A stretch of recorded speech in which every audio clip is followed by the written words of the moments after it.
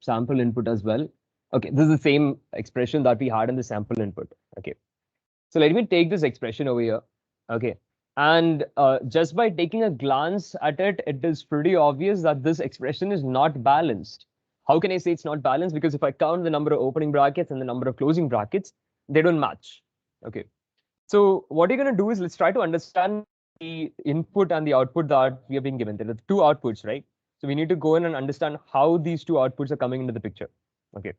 So for sake of convenience, what I'll do is let me just number these brackets out over here. So I'll call this as 1, 2, 3, 4, 5, 6, and 7. So this is just for our sake, because if I just go in and say opening bracket and closing bracket, you guys won't be able to follow through, right? So I'm just going to name these brackets out. So now let me just copy this. Okay, apparently I can't copy the whole thing. Damn it. Oh. So I'll just make a few more copies and put them down over here. There's a reason why. Okay. Uh,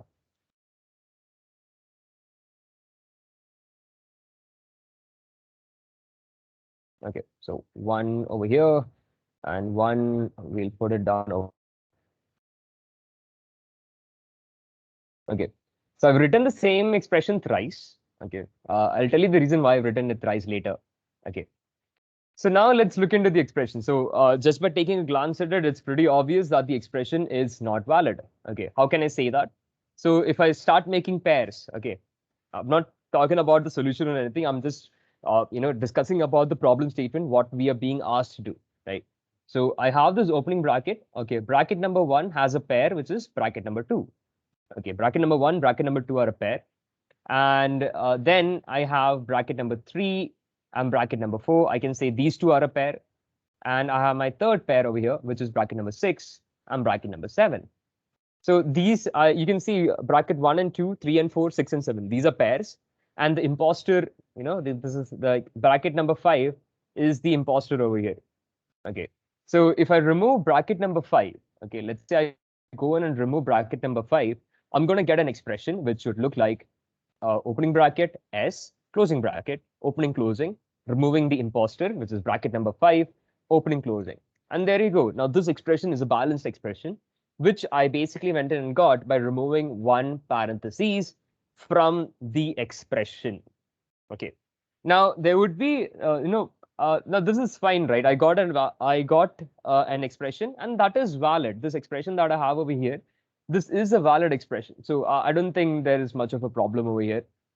But now the thing is, the reason why I went in and wrote thrice is basically because I wanted to go in and show you this thing. Now there would be a few of you people who would have had a different perspective. Okay, when I showed you this expression, there would have been a few people who would have noticed that, okay, they would have made a different set of pair. Okay, so a different set of pair in the sense, if I take the same expression, some of you might have went in and said that, okay, bracket number 1 and bracket number 4 are a pair. Okay, rather than going in and doing it in that way. Okay, someone will be saying that, okay, bracket number 1 and bracket number 4 is a pair. Okay, and it is also possible that wait, which other one can we put? Opening and closing.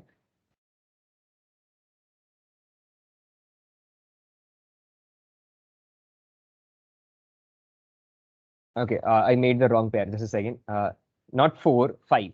Okay, not 4, 5. So bracket number 1 and bracket number 5 are a pair. Okay, and bracket number 3 and bracket number 4 are a pair. And the last scenario is going to be when bracket number 6 and bracket number 7 are a pair. Okay, so I made these pairs out over here, right? In the first scenario, we made different pairs. 1 and 2 are a pair, 3 and 4, 6 and 7. What am I doing? Here, I'm basically just going in and pairing 1 and 5, 3 and 4, 6 and 7. So in this scenario, who's the imposter over here? The bracket, that is bracket number 2. So now if I go in and remove bracket number 2, okay, if I remove bracket number 2, the expression that I'm going to get will be opening bracket S, opening, closing, closing, opening, closing. There you go. Okay, this expression is also valid. Okay, this expression over here is also a valid expression.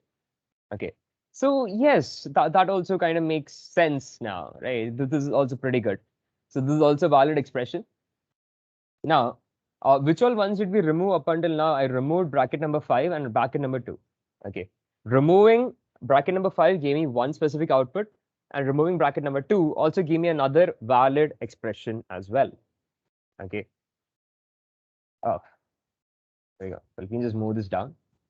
Now, here, let me think of one more scenario. Okay, let's try to work this through, because here I kind of, I was thinking about some other pair. Let me try once again. Okay, let me try once again. Let me go in and try pairing up 1 and 2. 1 and 2 are a pair. Okay.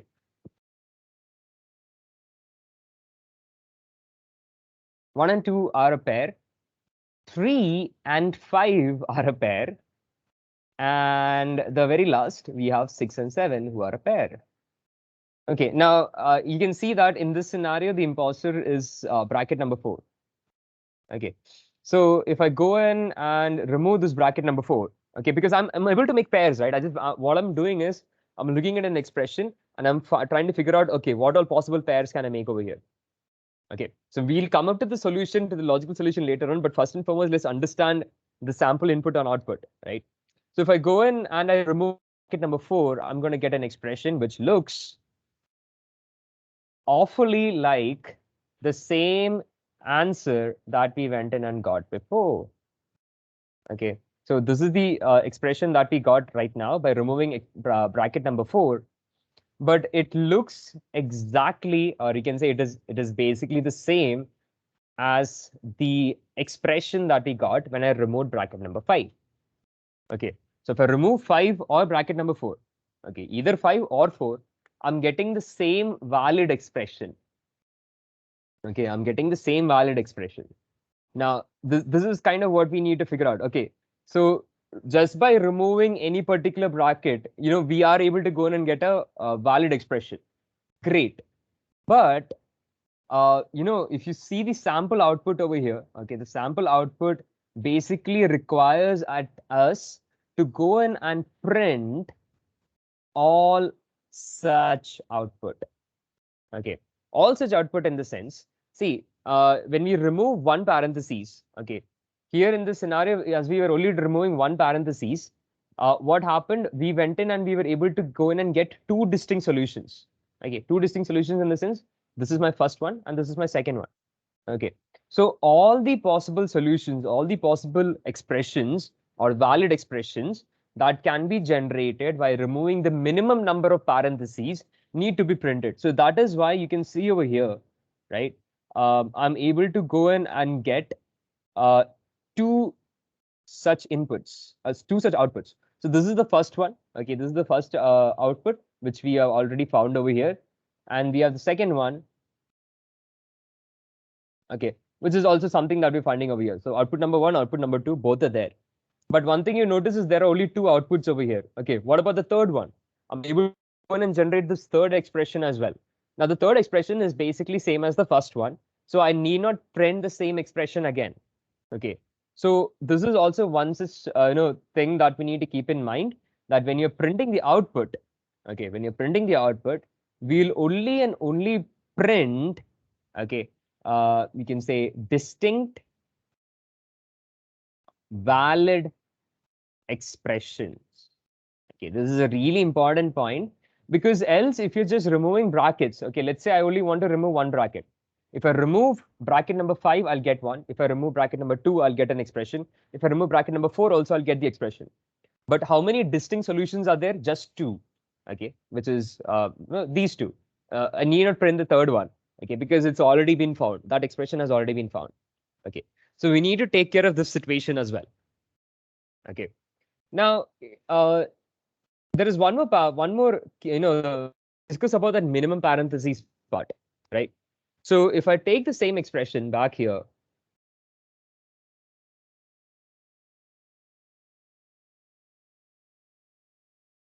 okay, I'm going to take the same expression over here, and let's say rather than just removing one parenthesis, okay, in the other cases, in all these other cases, how many did I remove? I only went in and removed one parenthesis. Okay, only one bracket was removed so that I can make it valid. Now, what am I going to do? Let's remove more than one, right? Let's remove more than one. So if I removed, let's say, I'm going to remove the ones which are in the middle. Okay, I'll remove 3, 4, and 5. I'm not just removing one parenthesis, I'm removing 3 of them. Okay, so as I'm going to go in and remove 3 of them, I'll get an expression which looks like opening S, closing bracket, opening, closing. Now, this expression apparently is a valid. Okay, this expression is valid. But then again, we are not following all the constraints that we were told in the problem statement. In the problem statement, we were told to go in and generate a valid expression. Okay, but by how? By removing the minimum number of parentheses. So if there are multiple distinct expressions that can be generated by removing the minimum number of parentheses and all of them are valid, we should go in and print all of them. This is what the problem statement is asking us to do. Okay. So just to explain you what the question is, I had to do this whole thing. Okay. The solution can also be, you can easily come up with the solution, by the way. Okay. The solution is also pretty easy to go in and tackle across. But, let's try to split it into, parts. Okay. At least let's go in and take a few steps towards the solution so that we can ultimately go in and, get the whole thing done. So these are the main key points that I wanted to go in and talk about. Okay, we should make sure that we are removing the minimum number of parentheses. This is absolutely mandatory. Okay, minimum number of parentheses must be removed. And also, we should only be printing distinct solutions. Okay, distinct solutions in the sense like we should not print the same expression more than once. So that is also something we need to keep in mind. Okay, and all solutions, we need to be printing all solutions. Okay, like all solutions that can be achieved, all valid solutions that can be achieved by removing the minimum number of parentheses. This is what the question is basically asking us to do. Okay, so the corresponding output and the input and output, you can see it down over here. And now what we'll do is we'll try to go in and cook logic, or try to figure out, come up with an algorithm to go in and get this done. Now, see, whenever you're going to come across this word, right, in any programming question, if you're ever coming across this sentence where they're telling you to find all possible output, okay, if at all at any point, if you are being asked to find all possible output, right, then that question, in those kind of questions, we tend to go in and follow an approach called as the brute force approach. Okay. Now, brute force in this sense, we are going to be checking each and every other possible solution. Okay, that is what you mean by brute force, right? See, in order for, let's say, okay, sorry about that. So in order for, let's say, for guessing a password, people make softwares which use the same approach. The software basically goes in and tries out every single password until it gets the right one. Even though it is highly inefficient, it will get the task done eventually. Okay. Here, as we're being asked to go in and find all the output, whatever approach, whatever logic we will be coming up with, the logic will be applying a brute force approach. Okay. So these are the two aspects. Okay. These are basically the two aspects to this whole question. Okay. So what we'll do is, let me erase this, come back over here. So as I was saying, there are two aspects that we need to go in and discuss. The first thing is we need to be able to go in and generate all possible expression. Okay. Uh, uh, by removing a parenthesis. Okay, this is the first agenda. This is one part of the whole thing that we'll have to go in and do. All right. And then after that, we have the second part that we need to make sure that we are removing the minimum number of parentheses. Okay. So we'll kind of go in and work in two different parts. Okay, so the first part that we'll focus on the first part, which is to go in and figure out the minimum number of parentheses to remove. Okay, so we'll come down to this part later. Okay, this is the second part. Let's focus on the first part, and later we'll go in and we'll join both of them together. Okay, so now what I want to do is I want to go in and find the minimum number of parentheses to be removed. Okay, so if I have an expression, what I'll be trying to go in and do is I need to find out what is the minimum number of brackets that I should remove so that the expression becomes valid. Okay. So I'm pretty sure you people would have written this program at some point of time. If you haven't, not a problem. The algorithm is really fair, straight up and simple. So we'll discuss the algorithm over here as well. Okay. So what we're going to do now is we're going to go in and find the minimum number of parentheses to remove. So I need to come up with a logic now to go in and find the minimum number of parentheses to remove. Okay. So I don't know. I exactly don't know the solution. So what I'll think is like, okay, how do you go in and check if an expression is balanced or not? Okay. So for example, I have an expression over here, which is x plus y, opening bracket, z plus a, opening bracket, and then f plus g, closing bracket. So this is an expression that I have. Now, I want to go in and make a machine to figure out if this expression is balanced or not. I only want to go in and check if this expression is balanced or not. What do you mean by balanced? That every opening bracket, right? Every opening bracket will have its corresponding closing bracket. That is what we mean by a balanced expression, right? So how can we go and how can we do this? How will we be able to go in and check if an expression is balanced or not? Can anyone come up with any logic as in such to figure out? Let me just, I won't be able to go back and forth with this. Okay. So this is the scenario in hand. Okay, this is the scenario in hand. I want to go in and figure out if an expression is balanced or not. Okay, I'm not thinking about minimum number of parentheses, anything. How do you go in and check if this particular expression is balanced or not? Okay, let's try to fix one problem at a time. Okay, so yes, definitely, if the number of opening brackets, okay, he just deleted a solution. No, I even forgot. Then I couldn't even see the name. I saw that part. But okay, I guess it was Badrinath, right? Okay, so I kind of took a glimpse in your name, so I just had to look through the list. So that's a pretty good approach, right? If an expression is balanced, then we can say that the number of opening bracket is equal to the number of closing bracket. Yeah. So if this expression was balanced, right? And let's say if I'm counting the number of opening brackets, so this is 1, 2, 3. If I count the number of closing brackets, 1, 2, 3. The number of closing brackets and the number of opening brackets are the same. So I can say this is a balanced expression. Great, works. Okay, definitely works. Okay, that's a good solution. But let me take another example. Okay, what if the input that I'm giving is closing bracket, opening bracket, opening bracket? Now the question is this balanced or not? Is this balanced or not? Is this expression balanced? If I gave the input as closing bracket, opening bracket, is the expression balanced or not? Can I get an if the expression is balanced, you can just go in and write B. Okay, just write B for Boni, right? B. If you feel like the expression is balanced, just put a B in the chat section.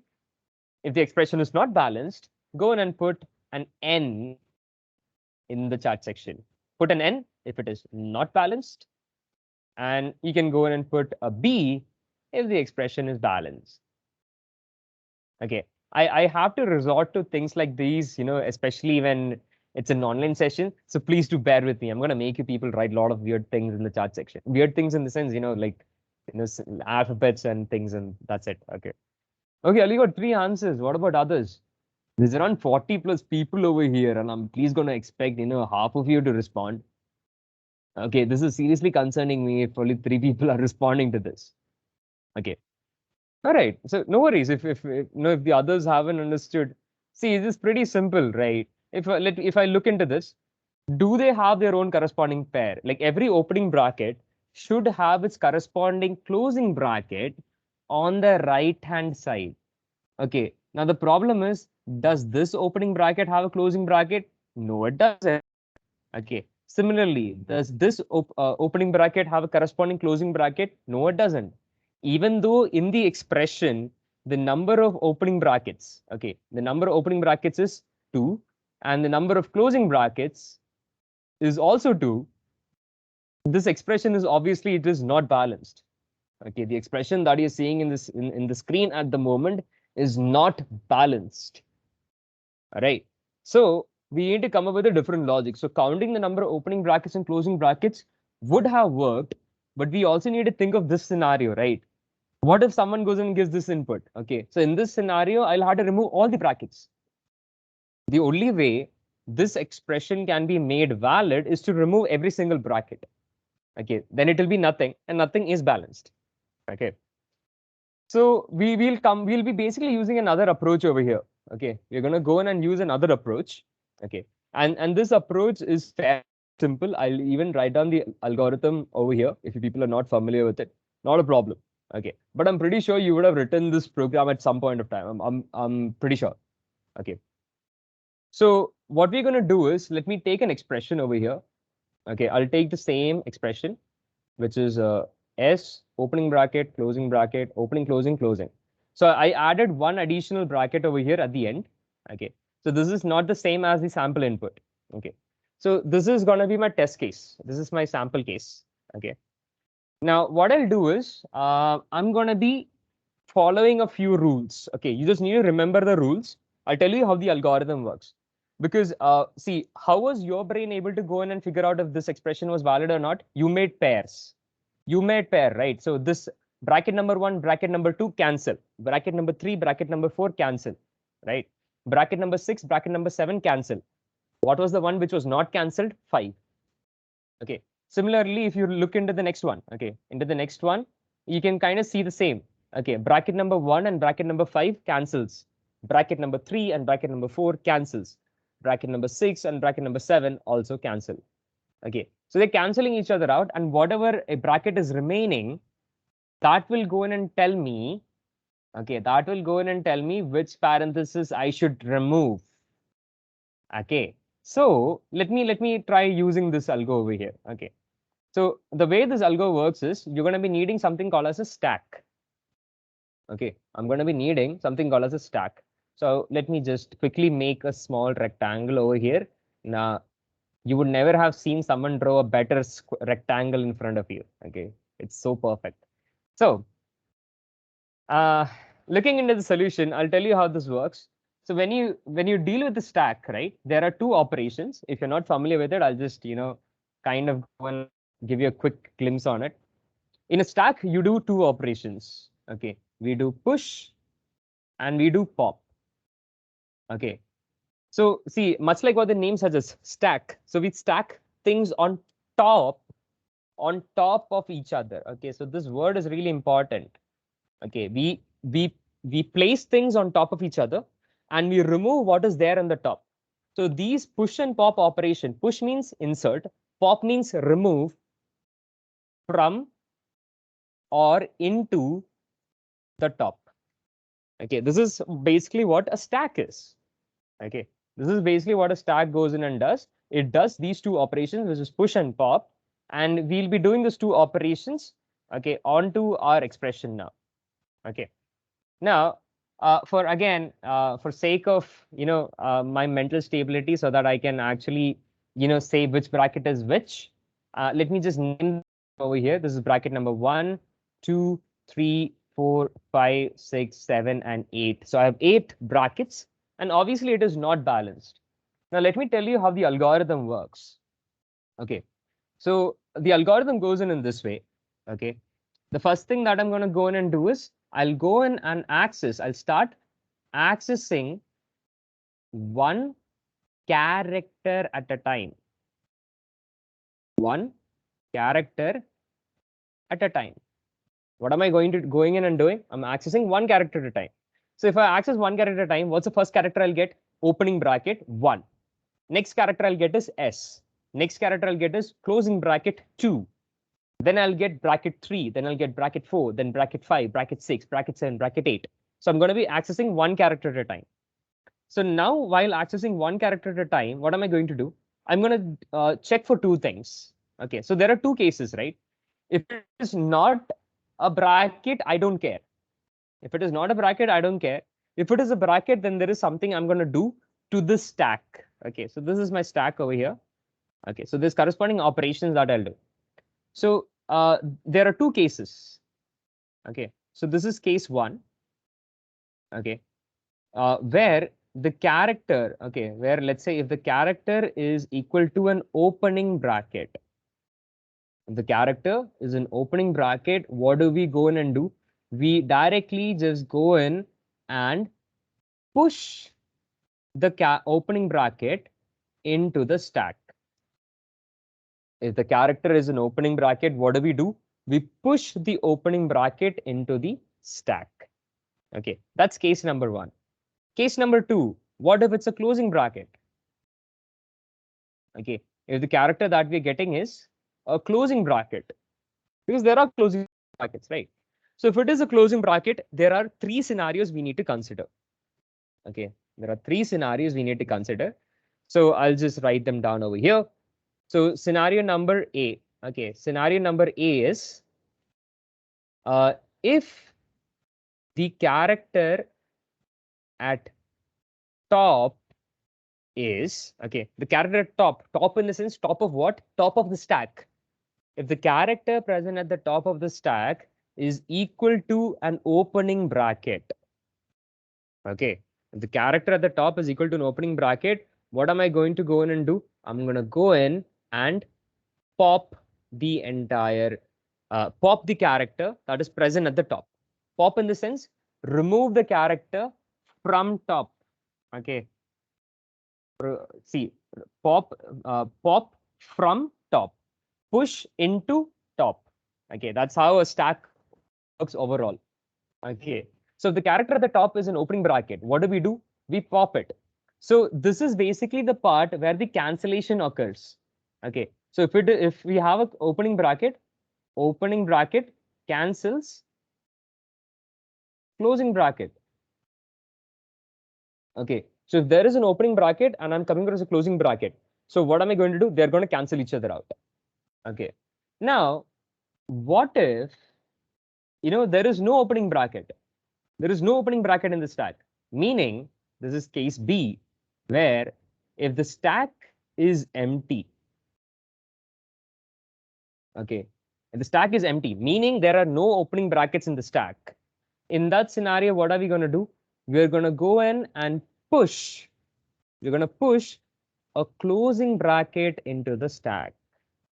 In that scenario, what are we going to do? We're going to push a closing bracket in the stack. Okay.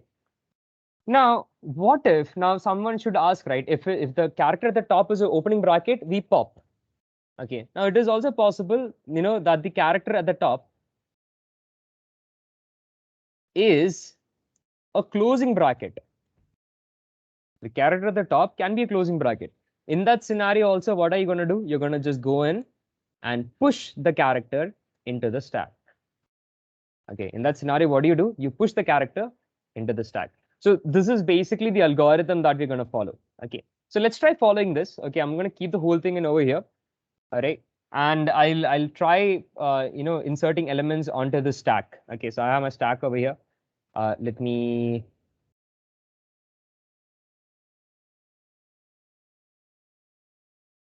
I'll just put this onto the side. Okay, I need some space, people. Okay, let me make this a bit big. All right, this is my stack. There you go. So Now I don't have space for that. So much. Yeah, this is fine. This is fine. Okay. So what is the first character I'm coming across? Opening bracket. Now just remember this, people. If it's an opening bracket, what do? Insert into the stack, push into the stack. If it is a closing bracket, there are three scenarios. If the value present at the top is an opening bracket, we remove the opening bracket. If the stack is empty, we insert the closing bracket. If the stack is not empty and the character that is present at the top is a closing bracket. Okay, okay, wait a second. I wrote the wrong bracket over here. Okay, I wrote the wrong bracket over here, people. Apologies. I said the correct thing, but I wrote the wrong thing. Okay, so this is actually, we push the closing bracket. Okay, if it is a closing bracket, we push it in. Okay. Now let's try to follow the algorithm and see what conclusion or what can we do with it.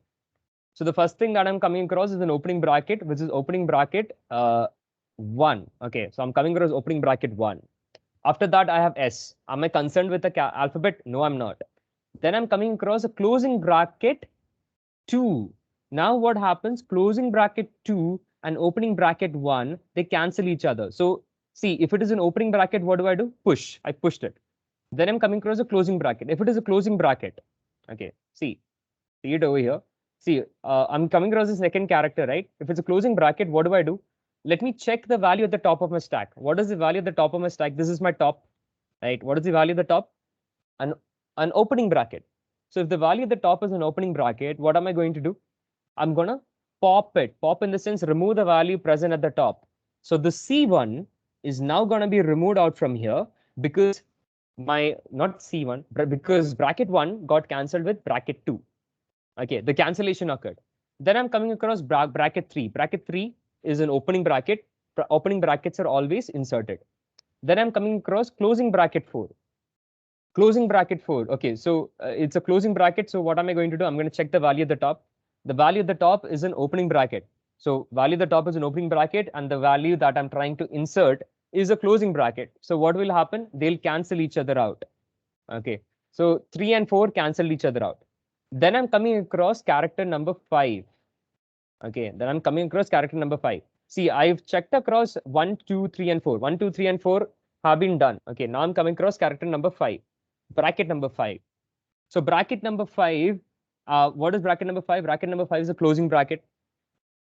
Okay, is the character at the top an opening bracket? No, it's not. The character there is nothing in the stack. The stack is empty. The stack is empty. What do? I insert the closing bracket into the stack. I go in and insert the closing bracket into the stack. Okay, fine, great.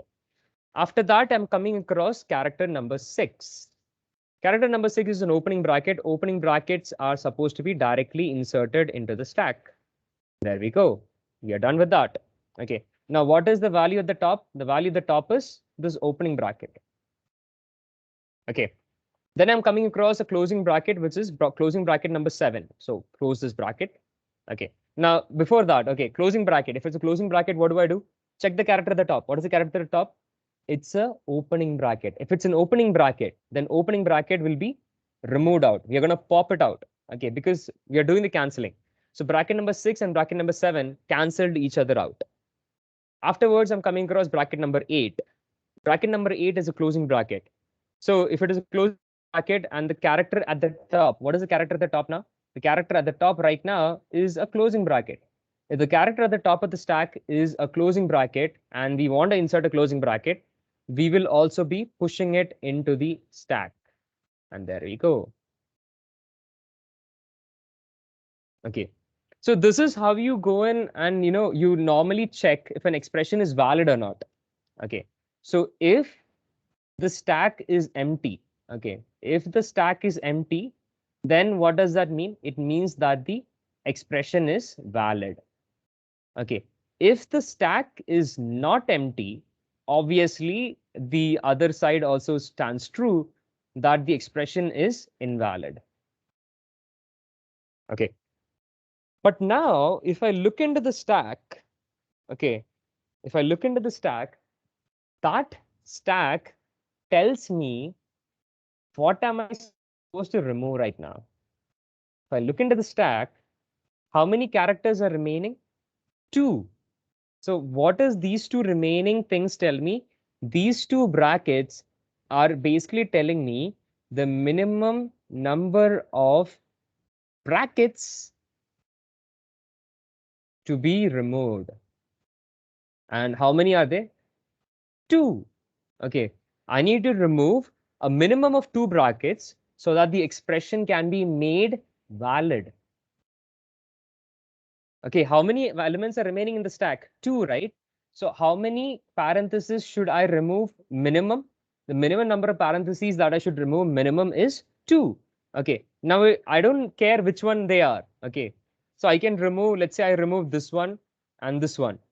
Okay, if I remove these two, I'll get a valid expression. Okay, or I can go in and remove 4 and 8. I'll also get a valid expression.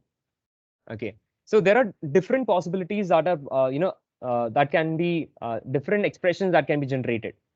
But I'm basically, what the idea over here is, we are just going in and solving one such aspect. Okay, the first part of the problem. Okay, see, we need to generate all possible expressions, fine. But let's just move a bit closer to the solution by finding the minimum number of parentheses. And the way we are doing that is by utilizing a stack. Okay, and canceling out all the opening bracket with this corresponding closing bracket. The amount of brackets that will be left back in the stack will tell me the minimum number of brackets to be removed. Okay, so this is the algorithm. This is an algorithm that we normally tend to use if you want to check if an expression is valid or not. But by using the same approach, we are also able to find the minimum number of parentheses to be removed. Okay, and this is one really crucial part of data, right? That can take us one step closer to the solution. This is one really crucial bit of data that can help us to go in and find all the possible solutions. Okay, so I'm just going to quickly go across the algorithm once again. Pretty simple. We only care about brackets. If it's an opening bracket, we push into the stack. If it is a closing bracket, there are 3 cases we need to consider. If the character at the top is an opening bracket, we remove the opening bracket or we pop it. If the stack is empty, we insert the closing bracket into the stack. If the character present at the top of the stack is a closing bracket, then also we push the closing bracket into the stack. Once we go across all the characters that are there in the string, in the expression, the number of characters remaining in the stack will tell me the minimum number of characters to be removed. Okay, is this algorithm understood? Is the algorithm understood? If the algorithm is understood, please write parenthesis in the chat section, please. If this algorithm is understood, just go in and write parentheses in the chat section, just so that I can go forward from this point.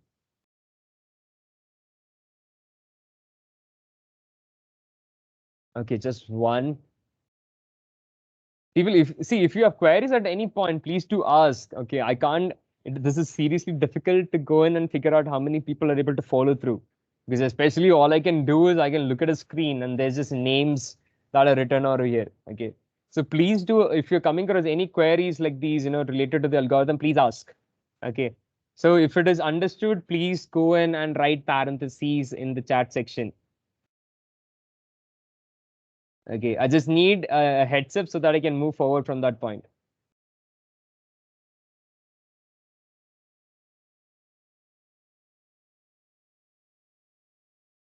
Okay, others, if can you tell me which area you are having any problem or difficulty in? If you have questions, please do point that out as well so we can address it.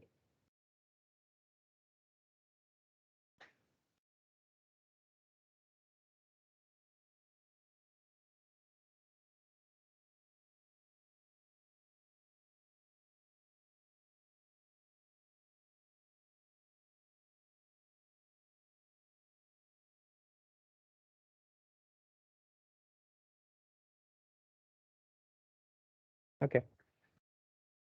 Um, I can only do so much. Okay. Fine then. So for the people who understood it, great. Okay. So I'll share in my whole screen. We'll just directly go in and jump into. Okay, just give me a quick second. So I'm gonna be going back and forth quite a bit. All right. So I'm sharing in my whole screen. All right. So we'll write in this whole code. So if you people want, the people who are following up, you can also write down the code alongside with me. I'm writing it in Java only. Okay, so you'll be easily able to follow up. So let's first and foremost start with a skeletal program, right? I need to have a class, and wait, what is up?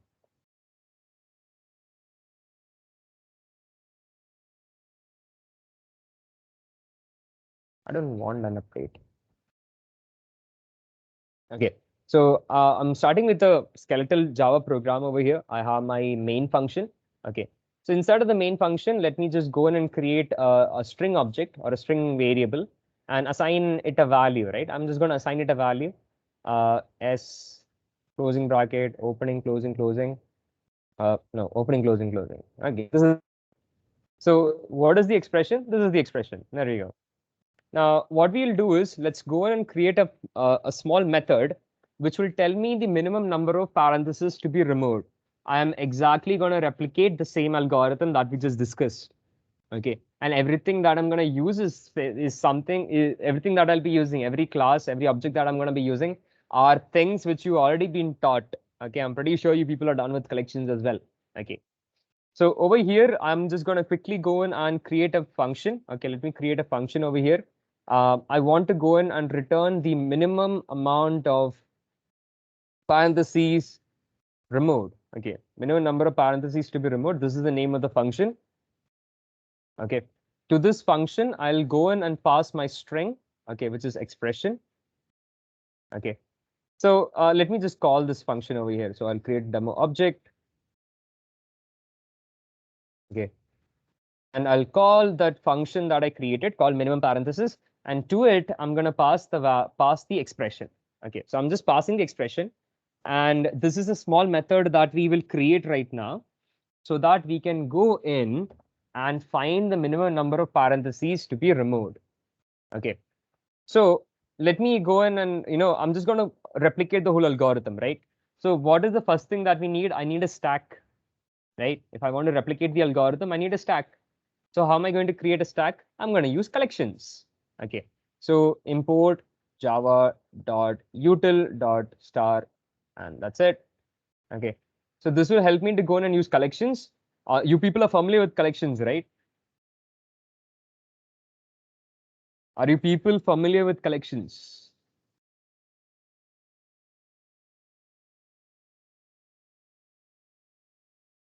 Array list, linked list. Have you used array list before? Array list, linked list, or vector or something? Because I'm pretty. We have used. Pardon? Used that in C++. We don't code much in Java, sir. Okay. Wait a second. So we can even write it in C++ if you people prefer. Yes. In that scenario, what we'll do is we'll again have to go in and use STL, right? In C++, you tend to go in and use STL at that point. But see, the problem is if you want to create a stack by yourself, it is kind of difficult.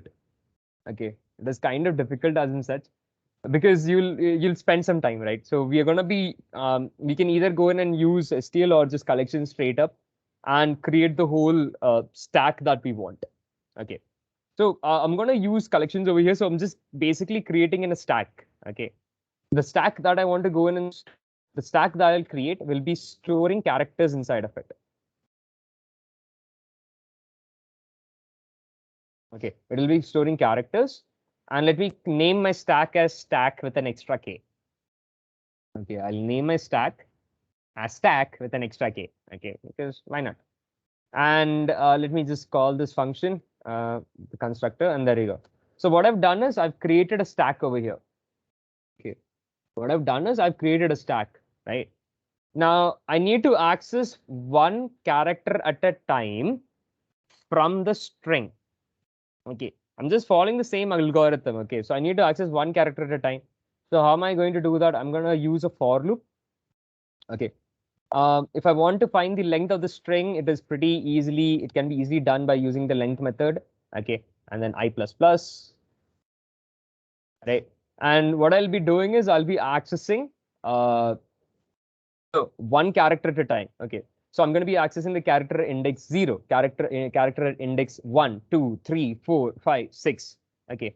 Because what I have over here is a string, right? So I need to access all the characters. Now normally in a string, if you want to access characters, we use indices. Indicing starts from 0. So 0, 1, 2, 3, 4, 5, 6, 7, and 8. Okay. So for that particular type of access, I'm just going to go in and use this for loop over here, and I'll create a character variable, and I'll call it as current character. Okay. So the current character is equal to the character at the character at index I. Okay. So the value of I will go from 0, 1, 2, 3, 4, 5, 6, 7 till the length of the expression -1. Okay. So here you can see how many characters are over here. There are a total of 9 alphabets, 9 characters. The index of the last character will be 9 minus 1. Okay. So I made this loop over here so that it can run in that sense. Okay. So after I have, like after I'm able to go in and fetch a single character, I'll just, follow these rules, like, not rules, I'll just do these same sequence of checks. Okay. So over here, first thing what I'm going to check is, first thing I'll go in and check is if the current character is equal to an opening bracket. Okay, if the current character is equal to an opening bracket, what do? We go in and we push it into the stack. We push the opening bracket into the stack. There you go. If the character is an opening bracket, we push it into a stack. There you go. Simple. Now we have other cases as well, right? We have the second case. If the current character is equal to a closing bracket.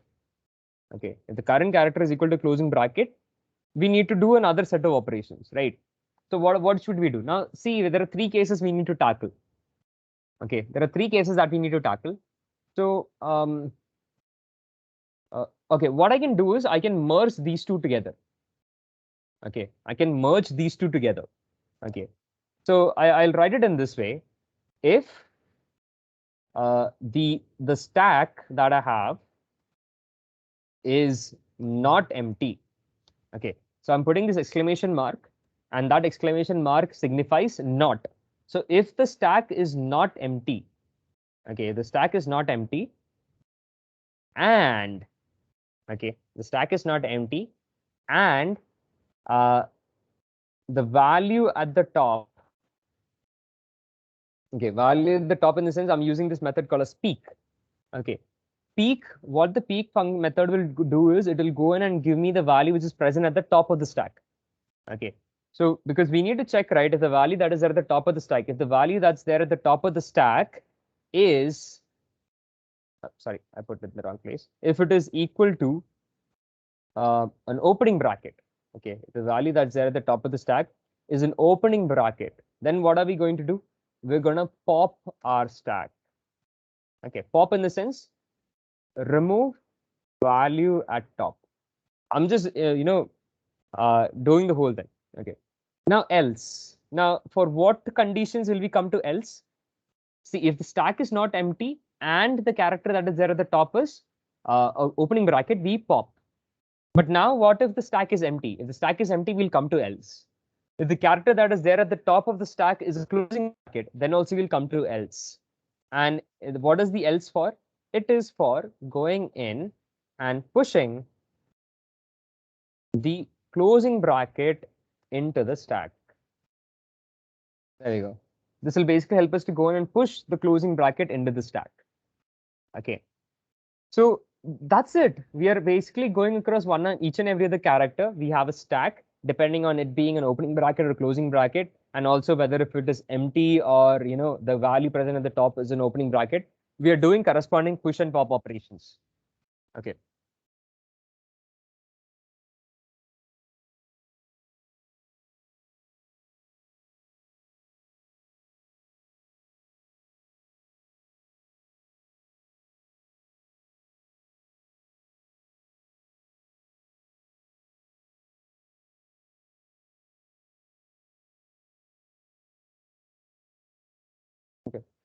So now once we're done with this, okay, ultimately what are we supposed to do?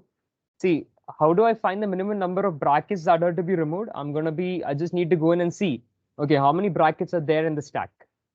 Okay, I just need to see how many brackets are there in the stack.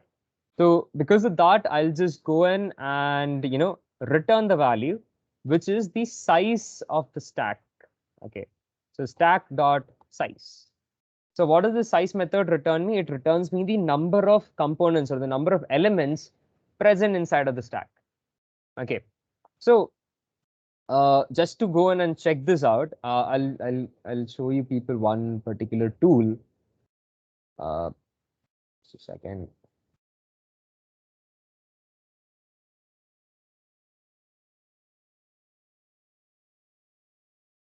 Okay.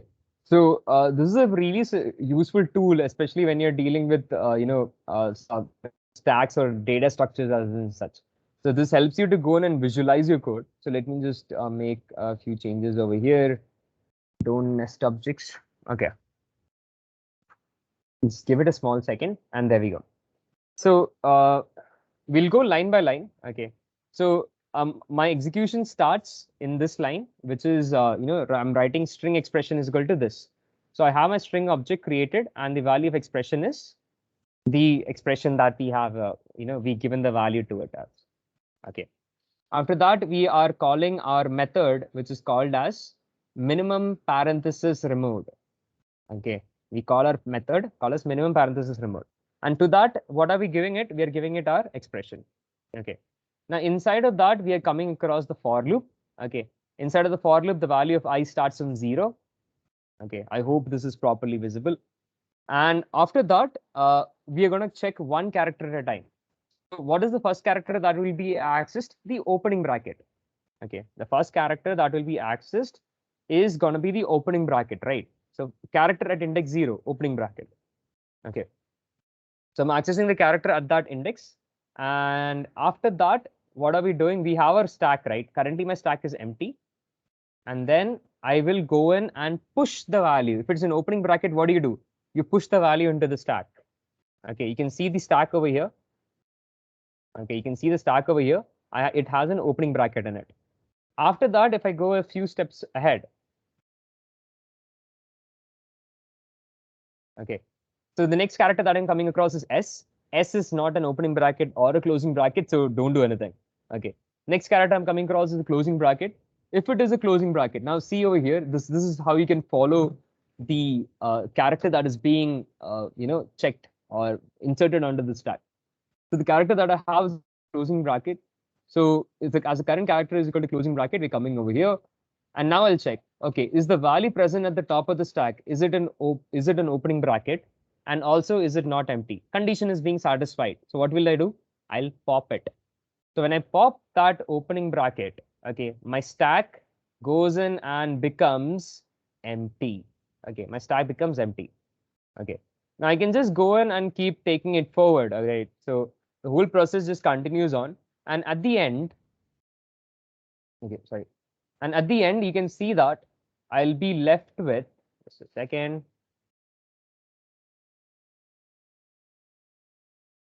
Now there's one more. Yeah, at the end, I'm going to be left with two closing brackets.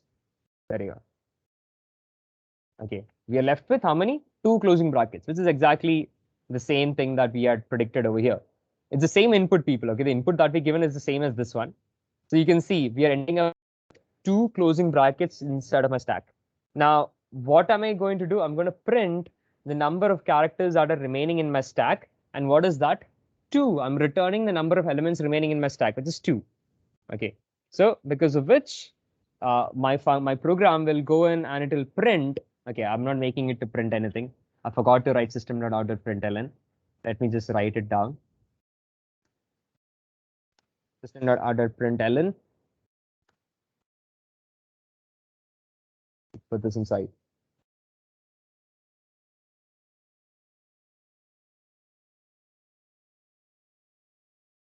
Okay. If we run the code, let me just run this now here. It will go in and give us the value as 2. Okay. So what is this 2? This 2 is nothing but okay. So this 2 is nothing but the minimum number of characters to be removed. Minimum number of characters, sorry, minimum number of parentheses or brackets to be removed. There you go. Okay, and I'm also going to just print the original thing out over here. Okay, so original expression.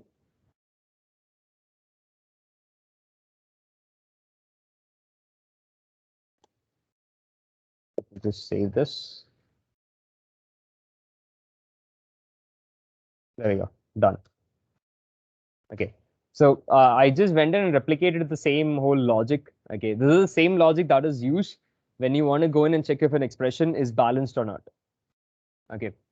So this is kind of fine. Okay, this is kind of fine. Let's just save this and run it again to see if it is being printed correctly. So this is the original expression.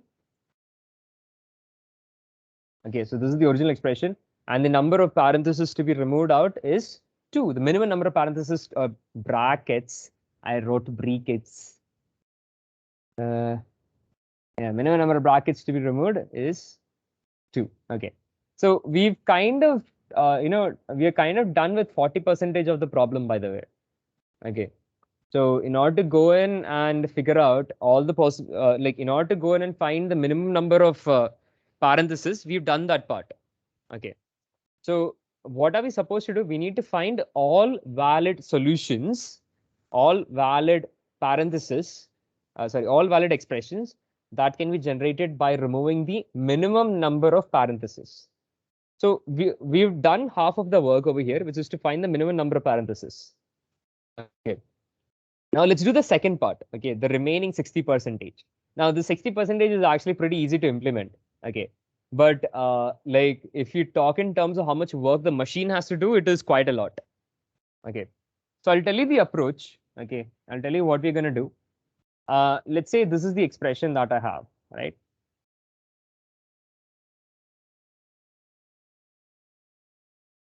Okay, so I'm gonna keep it big because we will need to go in and write quite a lot of things here. Okay, so this is the expression that I have. Okay. So now what am I going to do? I have these different set of characters in here, right? So let me write down their indices. This is 0, 1, 2, 3, 4, 5, 6, 7, and 8. Okay, I have all these characters that are in the string. Now what I'll do is, if I remove character at index 0, okay, if I remove the character at index 0, what am I going to go in and get? I'm going to get an expression which looks like this. S closing bracket, opening, closing, closing, opening, closing, closing. If I remove the character at index 0, I'll get this. If I remove the character at index 1, I'll get opening, closing, opening, closing, closing, opening, closing, closing. If I remove the character at index 2, I will go in and get opening S, opening, closing, closing, opening, closing, closing.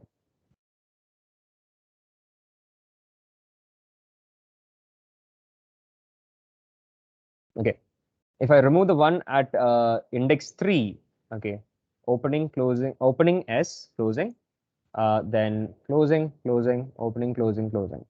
Similarly, I'll just do it for the other scenarios as well.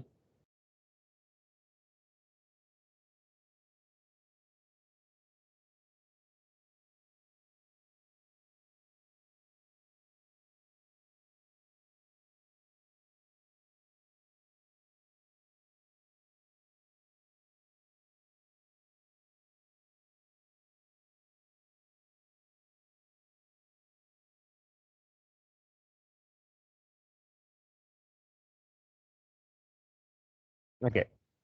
So what did I just do? I took the original string. Okay. I knew all the characters that were in it. And I went in and found all the expressions that can be generated when I remove a single character from it. Here I'm removing one character, here I'm removing one character, one character, one character, one character, one character, one character, and one character here also. Okay, here also I went in and removed one character. Okay, so I took the original string, okay, and I'm trying all possible solutions, by the way. Okay, there is no other way because I need to find all possible outputs, right? So what did I do? I tried removing the character present at each and every other index. So if I removed a character at each and every other index, I'll get these many different expressions. I'll get these many different expressions. So with this, okay, when I went and did this, how many parentheses did I go in and remove? One. Okay, minus one parenthesis has been done. Okay.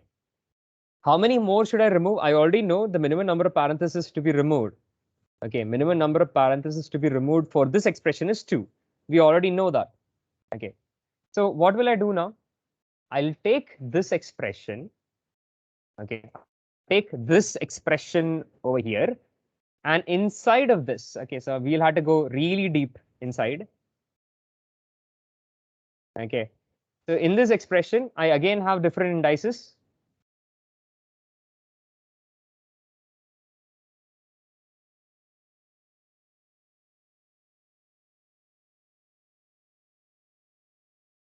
Okay, I have this one is 0, 1, 2, 3, 4, 5, 6, and 7. So if I remove the character at index 0, if I remove the character at index 0, I'll get closing bracket, opening, closing, closing, opening, closing this. If I remove the one over here, I'll get another one, okay, which is S.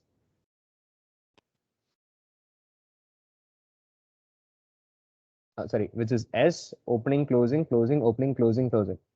I can remove the one over here. I'll get S, closing bracket, closing bracket, closing bracket, opening, closing, closing. Okay. So you can kind of see what is the whole idea over here, right? If I remove this one, then I'll get S, opening, closing, opening, closing, closing. I don't know. I actually don't get it. I kind of messed it up at the middle somewhere. Okay. So what are we doing? We start with the original string. We removed one each. Okay. So after removing one such parenthesis, I'm getting all of these green ones. In all of those solutions, okay, in all of those solutions, if I go in, so how many parentheses did I remove in all of these? In all of these, I've removed one parenthesis. Okay, and in some scenarios, I didn't remove any because I removed the alpha, the character.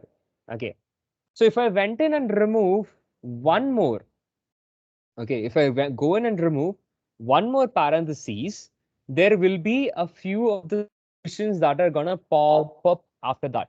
Because right now I only removed one parenthesis. What is the minimum number of parentheses I need to remove?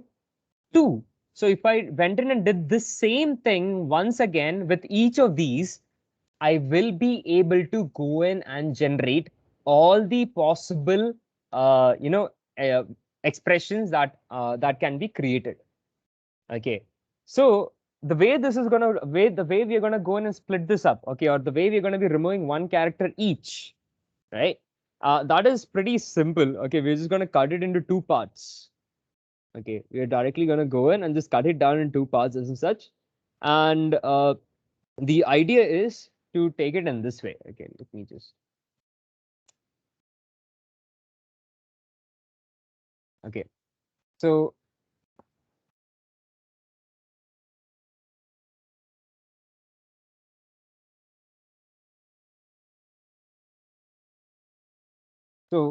let's say I have this expression over here. I'm just gonna take some random one. Okay, so I'm gonna cut it into two pieces. Okay, so let's say I want to go in and remove this bracket. Okay, I need to remove this bracket. So the idea is gonna be to go in and cut the string into two pieces. One piece will be a substring from the beginning till from the beginning to this point. Okay, and I can have another substring, okay, from this position till the end. Okay. So if I go in and cut these two substrings out, okay, I'm going to be cutting two substrings out.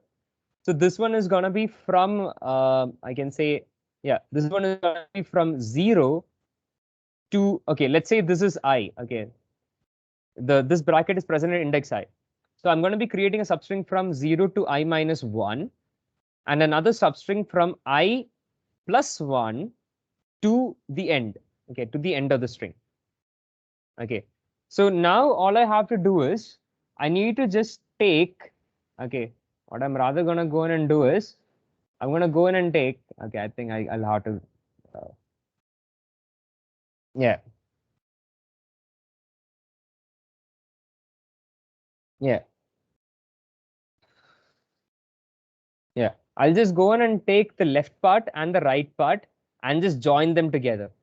Okay, I'm gonna take the left part and the right part and just join them together. That's it.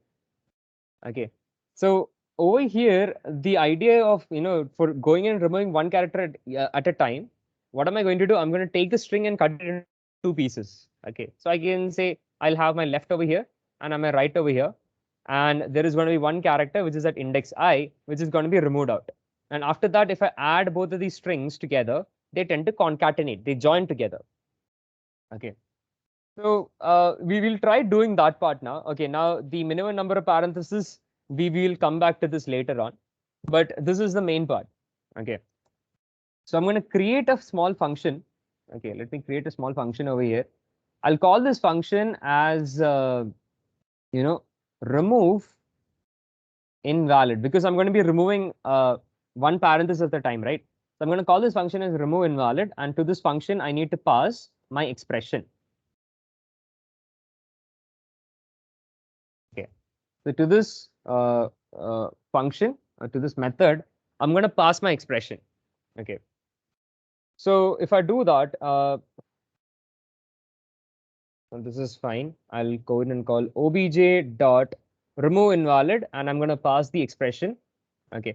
Now that's fine. Now the way I'll be removing. Okay. So I need to remove. I need to go in and try removing each and every other character, right? Right. I'm generating all possible solutions, right? So I need to remove the character index 0, then remove the character index 1 at 2, 3, 4, 5, 6, 7, 8. So I need to remove all the characters once and try to check if the shortened substring can be, taken in further and then removed more. Okay. So this is the way I'll be doing it. I'm gonna cut it into two parts, right? As I told you. So I'm gonna need a left part. Let's call it as left string. Okay, or just left. I don't know. That's something which is created before, I guess. Okay. So how am I going to split it? I'm going to use a method called as substring. The same function is also available in C++ as well. Okay. Now to this, I can go in and pass two parameters, which is the starting index and the ending index. The starting index, I'll go in and specify it as 0. And the ending index, now I need to make sure it is going in forward, right? So I'll create a for loop over here in which I is going to start from 0. And it will go till the last index of the string. Okay, it'll go till the last index of the string and I plus plus. Okay, and using this,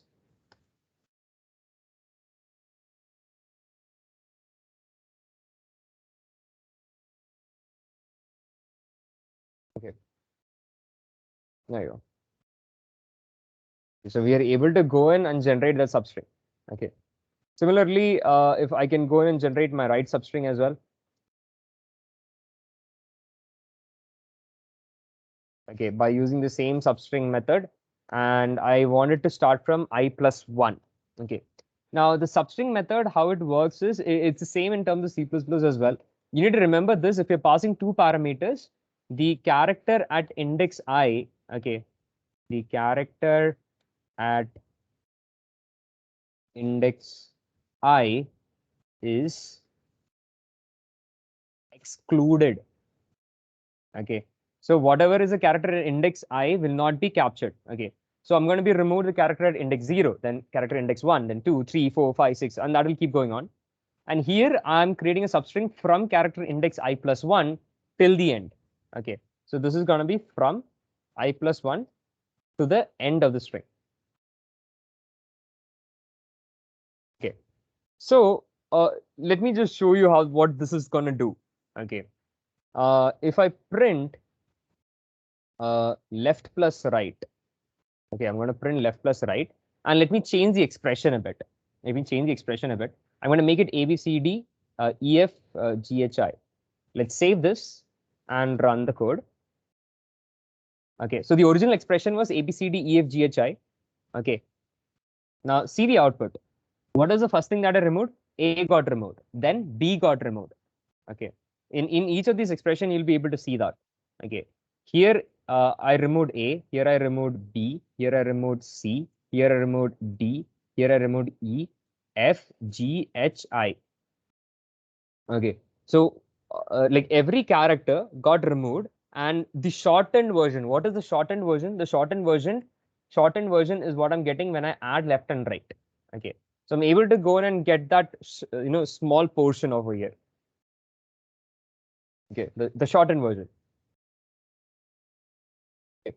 Now, after this, we can take it one step further now. Okay, we can take it one step further. Okay. Now I have the shortened word, right?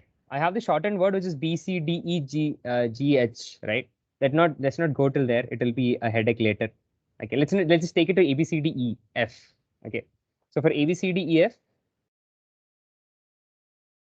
it's going to give me the output as, there you go. A got removed, B removed, C removed, D removed, E removed, F removed. Fine. But now what I'm going to do is I'm going to call the same function, this remove invalid function again inside of it. This is called recursion. Okay. And what is the string that I'm going to pass it? I'm going to pass the shortened string. And what is the shortened string? Left plus right. Okay. See, this left plus right is the shortened string. Okay. Like we removed one character, and after removing one character, I'm giving it to the same function again. Okay. Now the thing is, this thing is basically going to keep on calling on itself. It will just keep calling on itself again and again and again. Okay. And at some point, the length of the string basically becomes 0 and it'll stop. Okay. So if when I run this code, things are going to be moving very fast. The output will be very fast, but it'll be long as well. Okay, let me show you. I'll run this. Okay, it is still running, by the way. Okay. Now what just happened? What you can see over here is all the possible expressions that are possible by removing as many characters as possible. Okay, so there is quite a lot. Actually, my compiler wasn't able to store all of that. Okay, so we are able to go in and generate all the possible strings over here. Okay, all the small shorter versions, all those small shorter versions of expression. See, I had an original expression. What is that? A, B, C, D, E, A, B, C, D, E, F. Okay, let me shorten it a bit more. A, B, C, D is fine. Okay.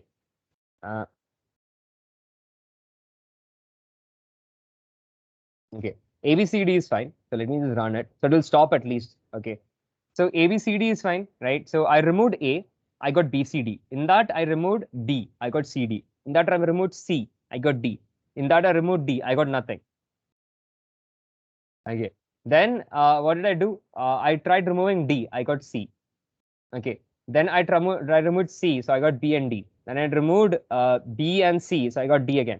So all possible combinations, okay, that can be made from A, B, C, and D. You can see it over here.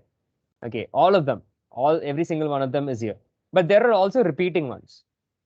Okay, there are also going to be repeating ones that you're going to find. For example, over here, one thing you notice is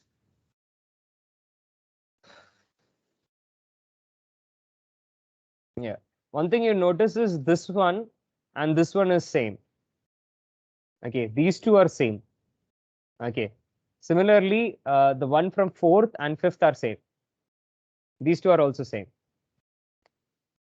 Okay, so the thing is, because by removing 4 or by removing 5 doesn't actually matter. If you remove either, you're going to get the same thing. If you remove 7 or 8, you're going to get the same thing. So if you have already checked for the same string before, why are we checking for it again?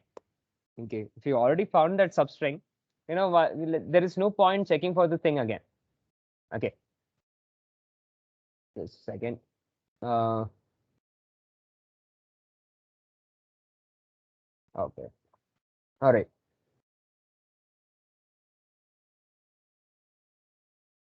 Hmm. I don't know what that was for, by the way.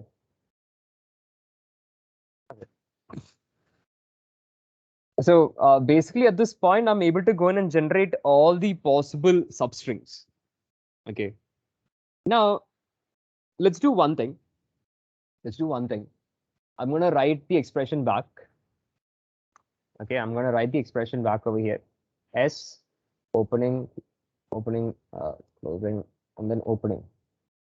Okay, I'm going to write the expression back. And to this expression, okay, see, I'm calling the same function back again, right? I'm calling the same function back again. Now, I'll do a small, I'll put a small condition over here.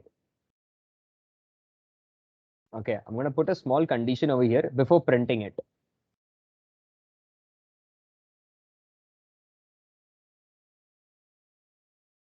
If the minimum number of parentheses to be removed from the shortened string, which means shortened in the sense left plus right, is equal to 0. Okay, so can anyone tell me what is the relevance of this? If the minimum parenthesis to be removed from an expression is equal to 0, what does that mean? What does this mean? Minimum number of parentheses to be removed from an expression is 0. What does that part mean? It's already balanced. It is balanced. It is a valid expression, right? So if it is balanced, then I'll go in and print it. Okay, then I'll go in and print left plus right. Okay, so I'll save this and let me run it again. Okay, it's going to print a lot of things. Yeah, okay, apparently it was pretty big, right?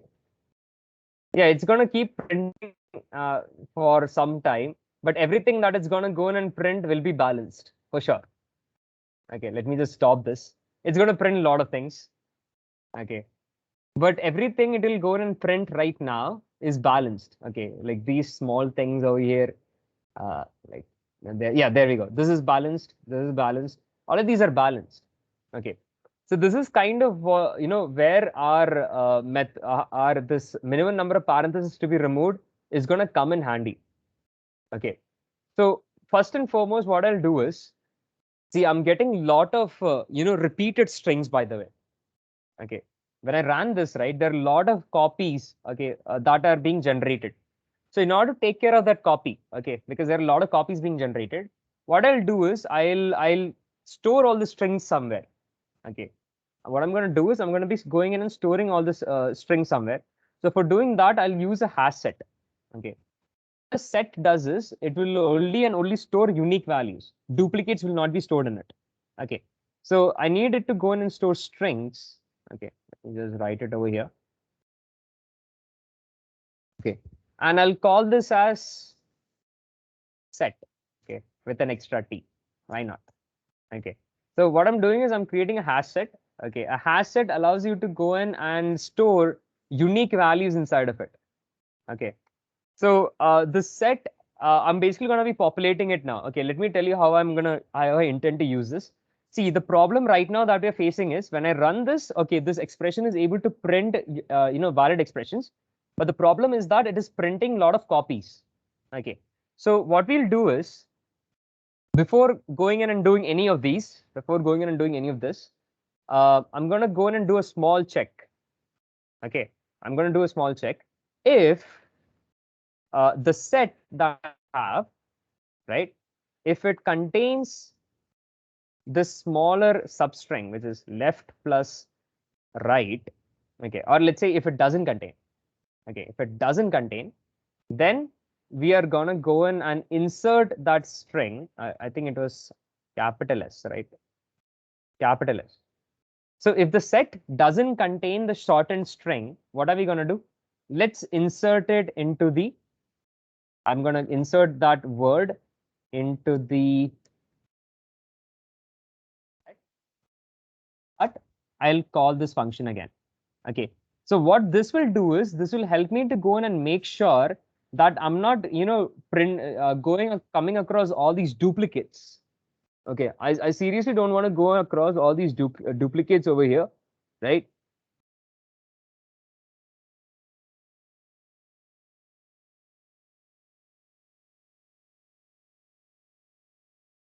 Okay. So all those duplicates are going to be stored inside, are going to be added. So every time I'm going to come across a shortened word, a new word, it's going to be added into the set. If the shortened word is not already found, okay, if the shortened set is not already there, let us add it into the method and then call the remove invalid function again. Now, because of this thing, okay, because of just using this set to go in and make sure that the duplicates don't exist, now if I run the code, okay, let me just stop this in the middle, clear it and run it again. Okay, wait a second, it just stopped.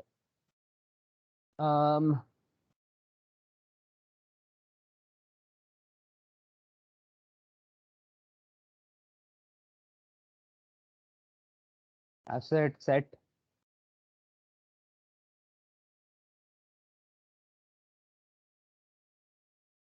Oh yeah, it is running but not printing anything. Okay, it is correct. That's correct. It is correct. I forgot to. I thought the sysout was still there, but it's not there apparently. So order print ln. Oh,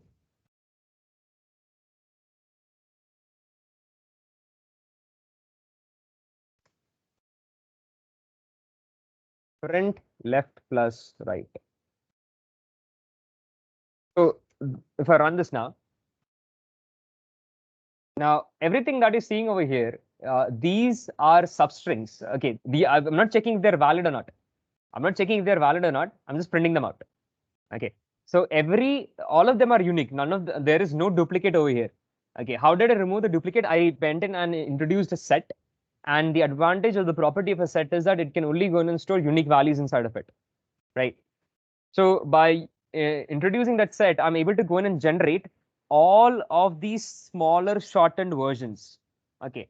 Now from these shortened versions, okay, from all of these shortened versions, what I'll do is if I just do one small check inside of this, okay, I'm just going to do one small check inside of this. If left plus right, sorry, what is the name of it? Minimum removal, minimum parenthesis removal of this whole thing is equal to 0. Okay, then we print it. Okay. So now what we're doing is we are integrating the minimum removal thing that we found, right? And the all the possible combination generation thing together.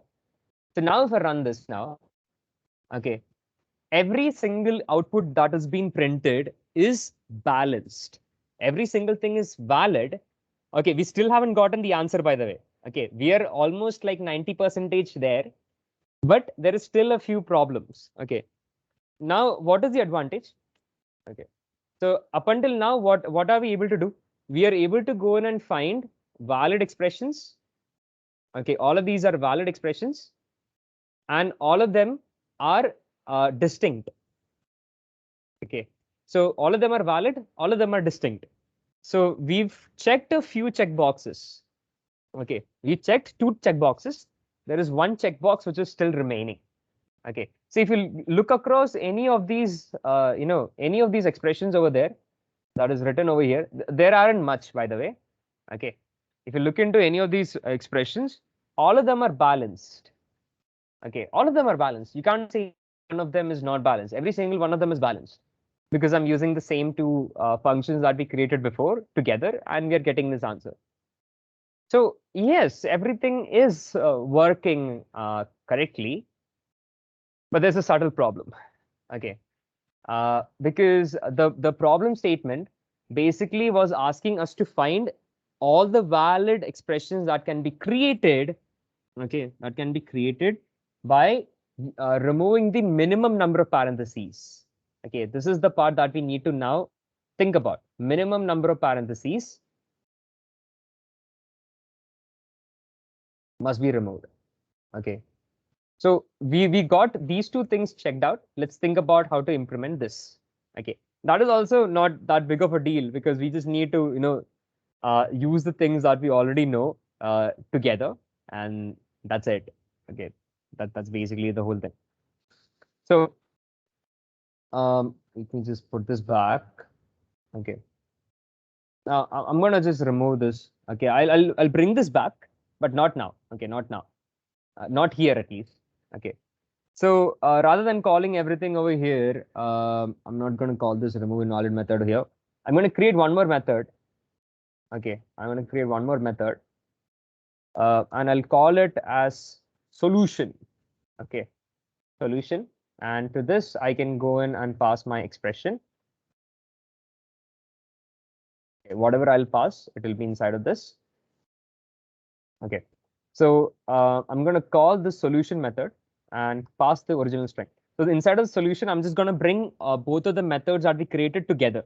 Okay, they're going to be brought together using this. Okay, so I'll call the solution method and pass the expression onto it. That's great. So what is the first thing that I'm going to do? I know the minimum number of that I need to do. Okay, how am I going to find that? I'll create a variable over here, min removal. Okay, and I'll give it a value. Okay, I'm going to go in and give it a value, minimum parenthesis removed, pass in the expression. There we go. Okay.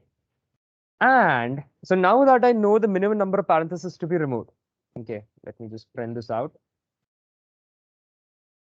Minimum number of parentheses to be removed. Minimum number of parentheses to be removed. That's fine. Okay, so I'm going to be printing the minimum number of parentheses to be removed. So as I know the minimum number of parentheses to be removed, now I'll start I'll start calling this remove invalid function. Okay, I'll start calling this remove invalid function. But let me just add one more small variable into it, which is minimum number of parentheses to be removed. Okay, now there's a reason why I'm going to do this. Okay, so if I call this invalid function, okay, remove invalid function, and you'll be passing the value of minimum removal over here.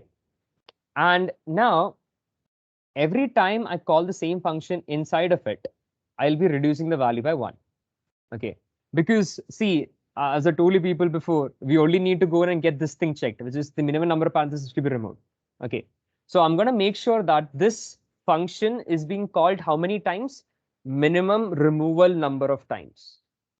Okay, I'm going to make sure that this function is being called how many times? Minimum removal number of times. So I'll just write it down over here. If, okay, minimum removal, the value of minimum removal reaches 0. Okay, if the value of minimum removal reaches 0, okay, and if the string, if the current expression that I'm passing, okay, minimum parenthesis remove, the current expression that I'm passing is equal to 0, which means if it is valid or not. Okay, if it is valid, then what am I going to go in and do? I can just directly go in and just print it down. That's basically it. Okay, I'm basically checking in the whole expression as in such, right? So here I have the set where all the values are being put into, right? So what I'll do is I'll just go in and add it into my set, add the expression into the set, and after that, print the expression. That's it. Okay. So every time the function is going to be called on itself, the minimum removal, this variable's value will be reduced by 1. Okay. So basically at a point when the value, if the minimum removal becomes 1, and if any of these small, the shortened string is valid. Okay, so these are the two things. Okay, the minimum removal is reached, and if it is valid, and if the string is valid, what do? We just go in and we print the expression and also add it into the string. Okay, now here also we're gonna check. We're gonna check for one more thing. Okay, if the set already has it or not. Okay, because else we'll be, I know, else we'll be spoiling the whole thing. So if it contains the expression, if it doesn't contain the expression, we're going to do this. Okay, so that we make sure that we are only getting distinct values.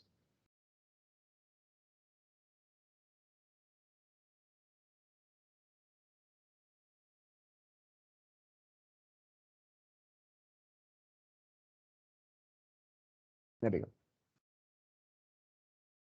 So yeah, I think that would do it. Wait, it's, am I not printing it? Expression, remove invalid. Just a second. Minimum number of removal, if it equals reaches 0, it is valid.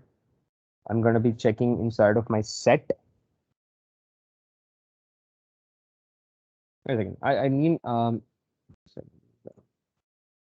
is valid. Okay, we need not check this part.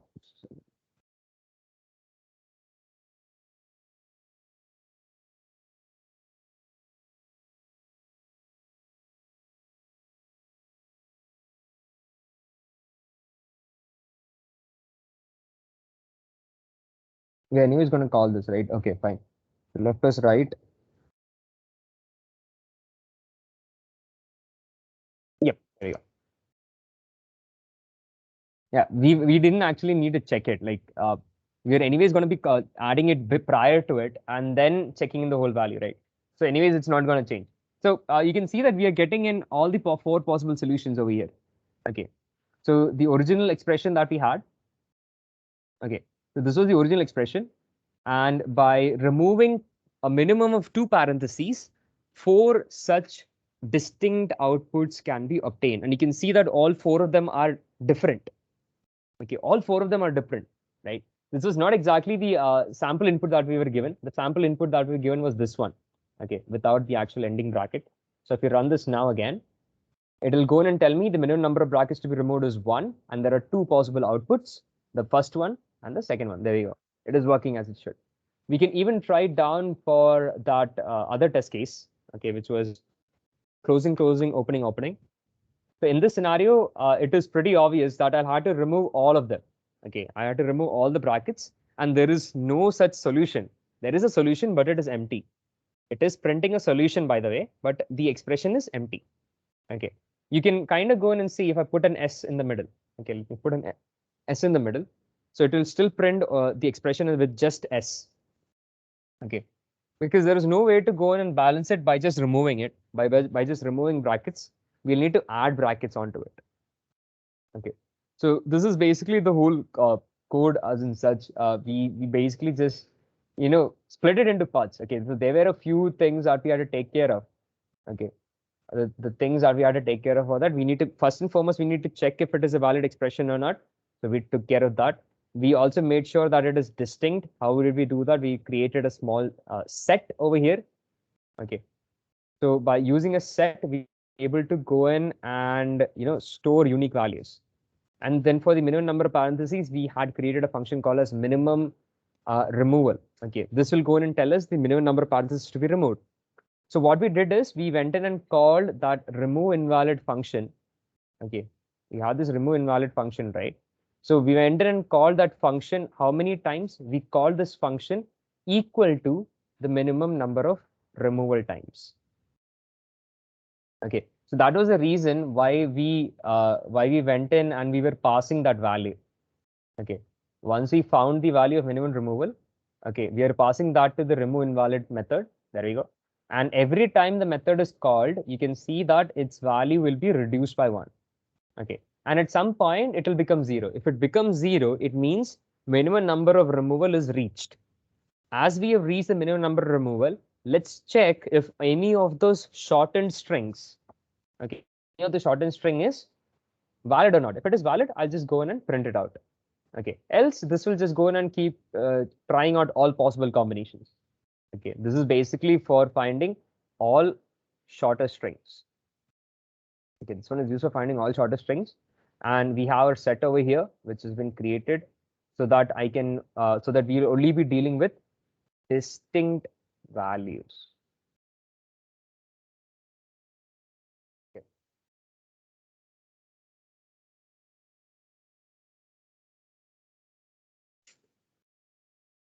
Yeah. So yeah, that's basically it. This is the whole code, I'll say. Okay, so it goes like 65 lines. I'll say 65 lines is fine. It's not that bad. Okay. Just give me a quick second, people.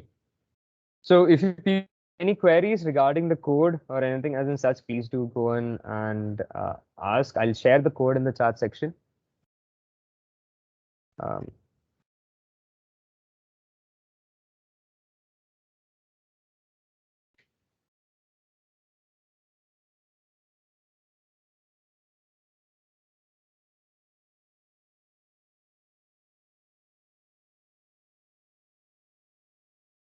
okay.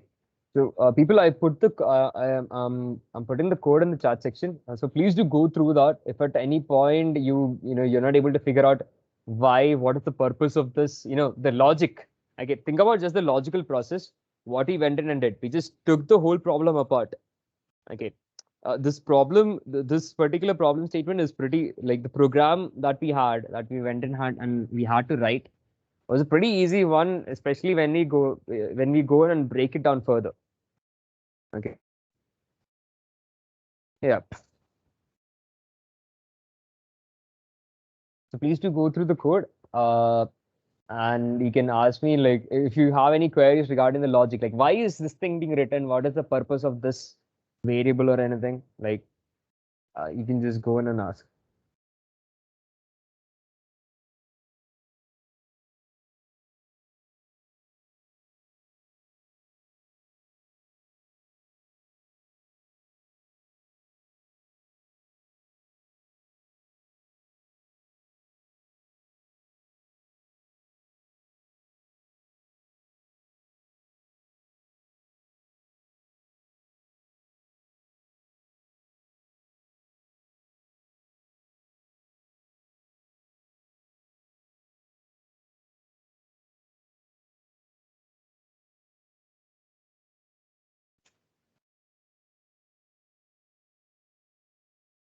Okay.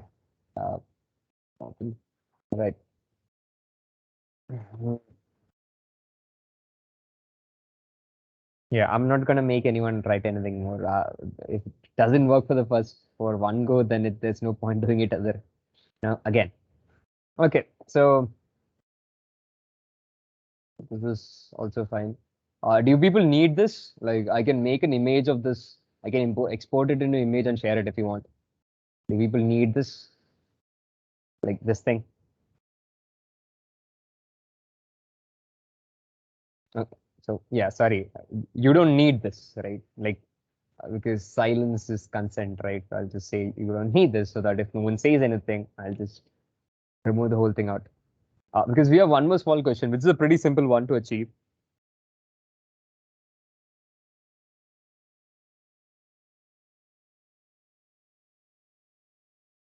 Okay, fine. So we have one more question with this, and that's a fairly simple one. Like the logic to it is really simple. So I'll just explain you the logic. Okay. So, but before that, let me show you the problem statement over here. Uh, so given a linked list, write a function to reverse every k nodes. Okay. Now, rather than reversing every k node, let's try to reverse the whole linked list first. If you know how to reverse a whole linked list, you just need to add an additional variable and that's it. Okay. See, when you talk about a linked list looks like this. Okay, there is going to be a variable called as head, which is a pointer, which will point towards the very first node.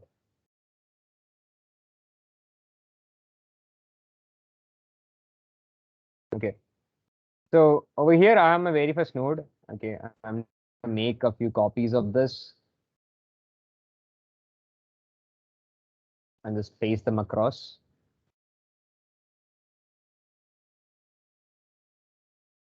Okay, I'll give them some names. so that it's easier for us to navigate. Let's call this as node 1, node 2, node 3, and node 4. Okay. And there is some data which is stored in all of them. Okay. So I have 10 over here, 20 over here, 30 over here, 40 over here. In a linked list, what happens is every node has the address of its successor. So first node will go in and have the address of the second node. Second node will have the address of the third node. Third node will have the address of fourth node. And fourth node will have the address as null, because the fourth node in this case is the last node. So whatever is the terminal node or the last node will store the address as null. Okay. Now who will store node 1's address? Head node 1's address. Okay. So this is basically how a standard linked list will look like. Okay. You have your head variable, you have multiple nodes, and they have been created in together. Now the question is to go in, or what the question was basically asking us was to reverse the linked list. Now, one mistake that people tend to do is you don't need to print in reverse. Printing in reverse is not being asked. Okay, you don't need to print in reverse. That's a different scenario. This is not the case. What we want to do is we want to reverse the whole thing. Okay, like the whole, if I access the linked list, the first value that should be accessed should be 40, then 30, 20, 10, and so on. Now, in an array, it is really easy to do. You can do it by using 2 pointers. Okay, in an array, it is really easy to do, it can be done by using 2 pointers. Okay, in a linked list, there is no point in copying values from one memory to another memory location.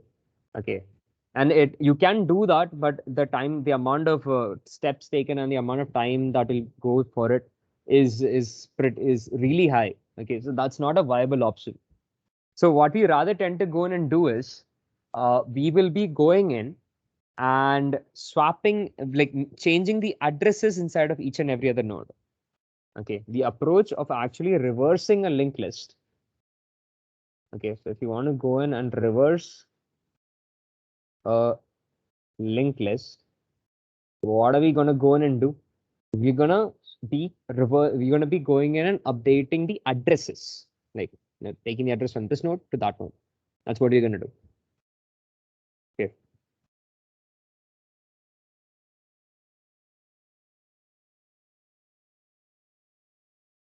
So for doing this, the overall core idea is now node 1 was storing the addresses node 2, right? So we're going to need 3 pointers. Okay, we're going to be needing 3 pointers over here.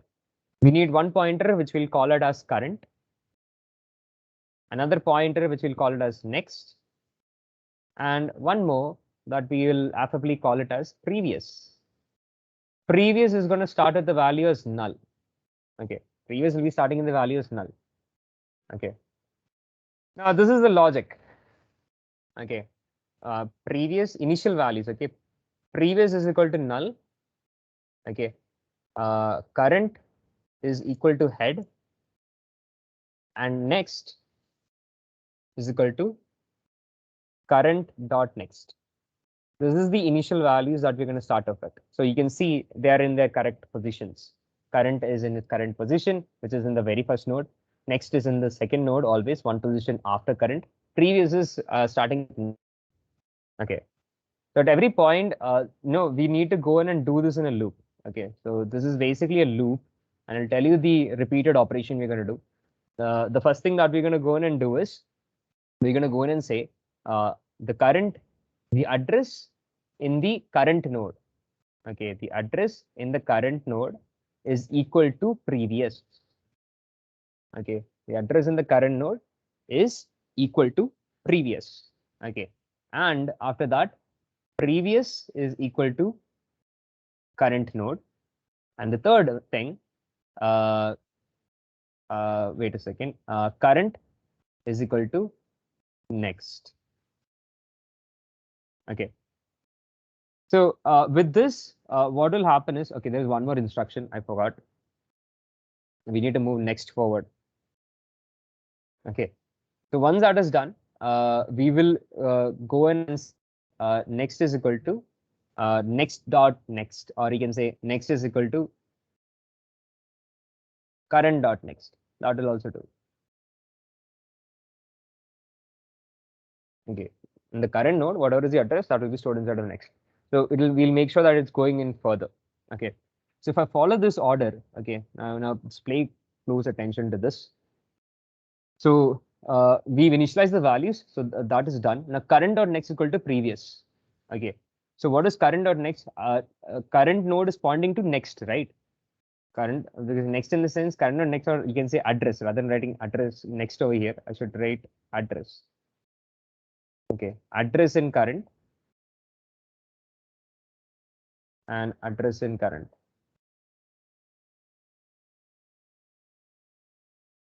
Okay, so address in the current node is equal to previous. So what will happen over here? This link that I had is going to now point towards null. Okay, this thing is going to now point towards null. Okay, and after that I'm writing previous equal to current. So this previous that I had is now going to be pointing towards the first node. Previous comes here. Okay, previous comes over here. Previous is currently on the current node. Current is, then we are writing current is equal to next. So current goes to the second node, and next is equal to current dot address. Current has the address of node 3. Now we're going to repeat the same process again. Okay, current dot address equal to previous, which means the current address in the current node is equal to that of previous.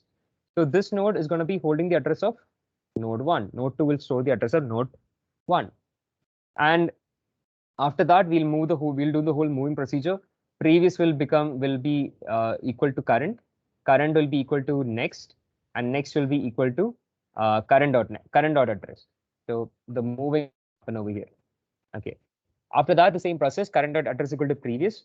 So this address, this linking that we have done, it will move from this node. Node 3 will have the address of node 2. Okay. And after that, we are making the same move or jump back again. Okay. So we're going to keep doing that until current is not equal to null.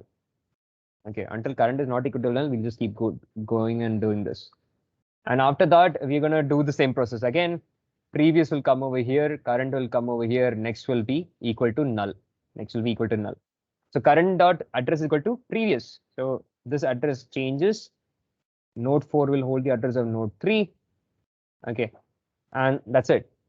After that, we're going to move previous over here, and current will move to null, and null next will remain again null. Okay, now current becomes null, and we're going to stop.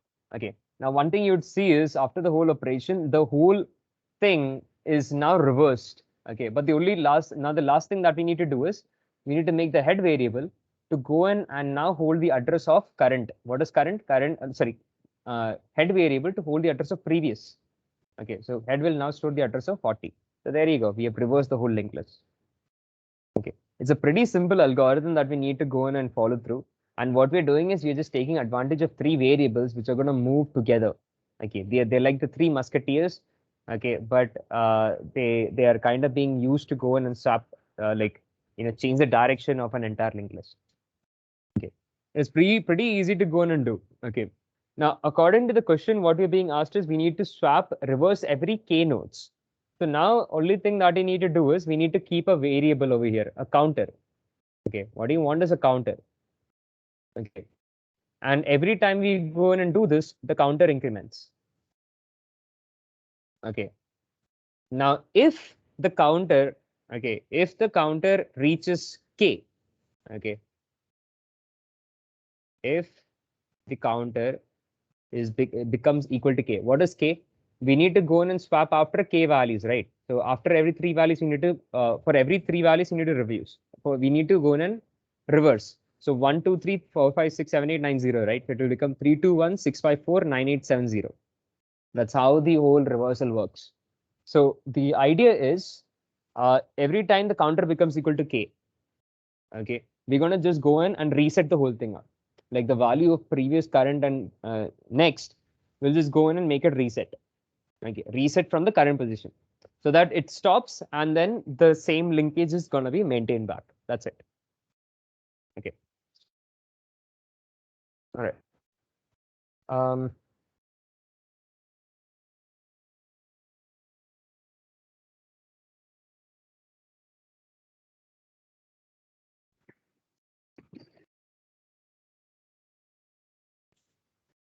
Okay, just a second, people. I'll.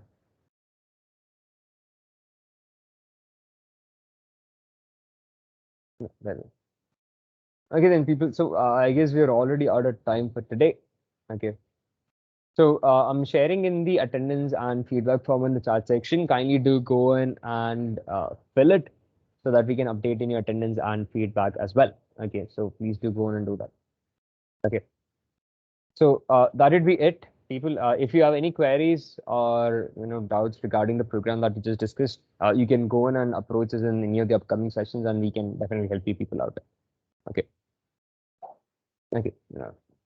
I guess that would be it. Thank you.